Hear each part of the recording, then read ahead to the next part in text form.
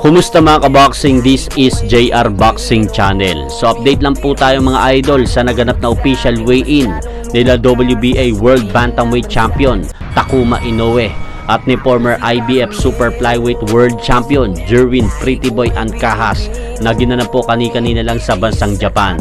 So ang unang tumapak nga po mga idol sa timbangan ay itong kampiyon na si WBA World Bantamweight Champion Takuma Inoue. Tumimbang nga po ang Hapon sa timbangan kanina ng 117.7 pounds. Habang ang ating Pilipinong kababayang boksingero naman po na si Jerwin Pretty Boy Ancajas tumimbang naman po kanina sa timbangan ng 117.8 pounds.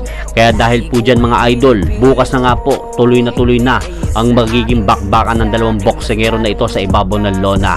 At nakataya nga po dyan mga idol sa magaganap na bakbakan na yan para bukas ang hawak na titulo nitong Hapon na si Takuma Inoue na WBA World Bantamweight Championship belt.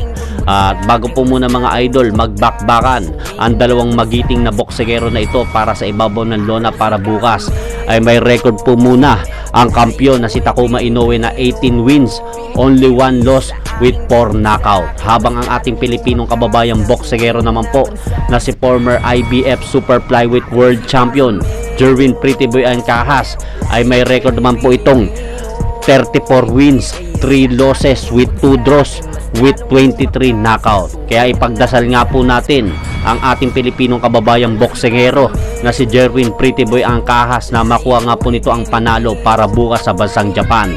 At kung manalo nga po mga idol ang ating kababayan na si Jerwin Pretty Boy Ancajas, siya nga po ang kauna-unahang Pilipinong boksingero na magiging kampiyon ngayong taon. Dahil alam naman po natin mga idol, nung mga nakaraang taon nawala nga po sunod-sunod ang ating mga Pilipinong boksingerong kampiyon dyan sa naturang sports na yan. Kaya suportahan nga po natin bukas si Jerwin Pretty Boy Ancajas. At hanggang dito na lang po muna mga idol ang aking update sa naganap na official weigh-in nila Takuma Inoue at ni Jerwin Ancajas na ginanap kanina lang sa bansang Japan. At pakisuportahan nyo naman po mga idol ang ating munting channel. Maraming salamat po.